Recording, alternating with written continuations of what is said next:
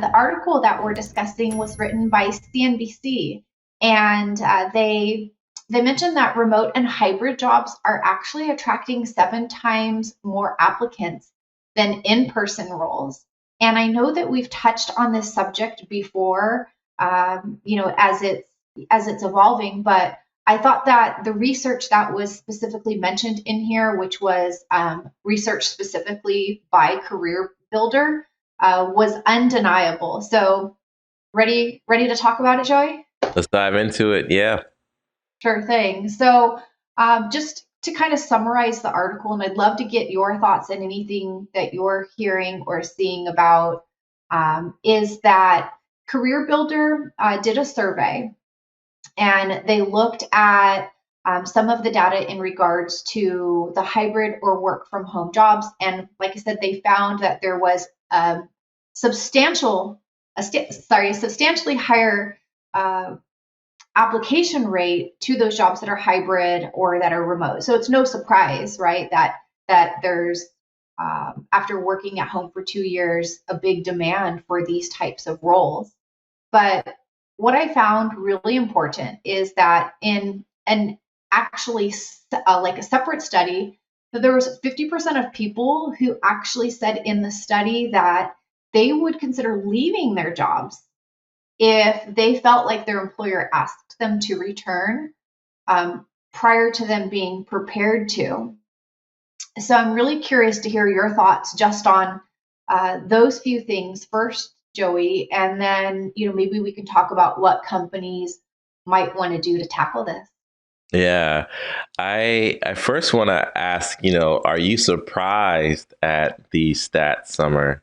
I can't say that I'm surprised. I know that there are a few that I've just had discussions with, like friends, family members, acquaintances who actually do enjoy going into the office just because it's their routine and they like seeing individuals face to face. So I agree that it's not for everybody, but I think that there's been this giant shift that it used to be that life revolved around work.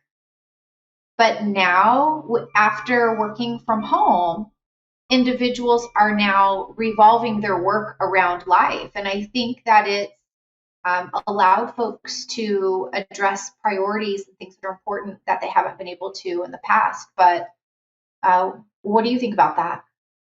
Yeah, I know I responded to your question with a question, but I just wanted to see if we were on the same page. I mean, I'm not surprised either, and I think that folks are now demanding opportunities to work remotely, and I think for the job seeker, that means that those roles are a little more harder to get because the competition is a little bit more fierce.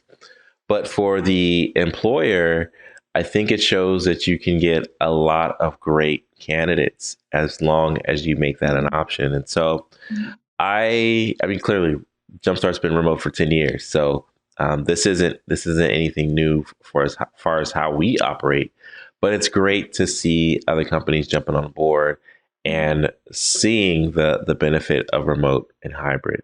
Um, I also think about some of the future, right? Now that outside is safer. You mentioned a lot of the COVID restrictions are being pulled back. And what we're saying is, yeah, maybe this was induced by the trauma of COVID and the risk of being sick or catching the disease. But if we had a perfect world, we would still be remote or hybrid anyway. So it's hard for me to imagine that the predominant reason that people want to not work in the office every day is risk of catching a disease. I believe that the predominant reason is, to your point, people want work to revolve around life, and there are jobs out there that allow that to happen. I couldn't agree with you more. And when I'm talking to our clients about what this looks like for them, some of the key takeaways are that they may have previously only been competing for talent within, a 30 to 60-minute radius of their office. And so now there's this huge advantage that if they're willing to go completely remote, that now the entire US and potentially beyond is now their talent pool. So I think from an employer standpoint, there's definitely some advantages to being able to do so.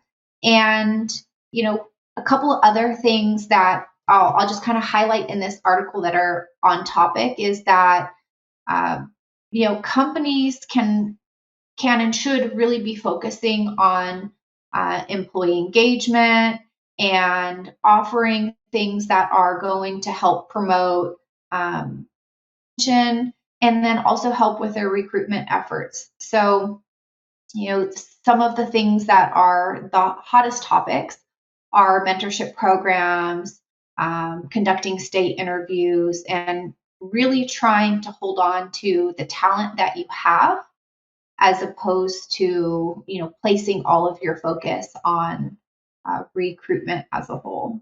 Yeah, the worker and the workforce is becoming way more nuanced than it's ever been. And that's going to require a more intentional strategy and savvy strategy to capture the right people to work in your organization. That being said, if an organization, by the nature of the work that they do, doesn't have the opportunity to be hybrid or in person, I do think that there are very specific strategies that can be deployed to still, to still help them compete with the potential loss of those candidates to some of their competitors.